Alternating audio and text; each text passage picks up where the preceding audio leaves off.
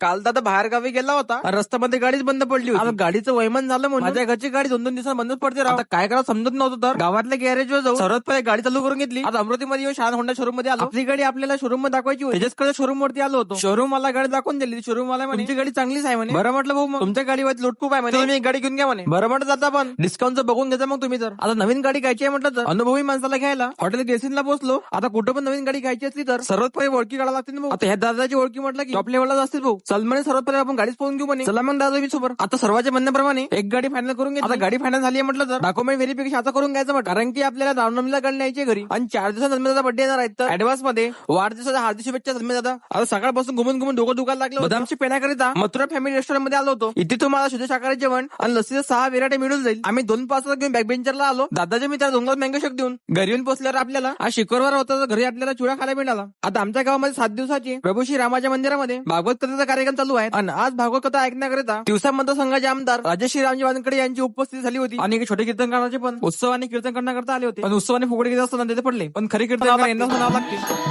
तुझ्या कीर्तनात नालो आणि मानसात आलो. हरी नामाचा गजर केला मला मी गावलो.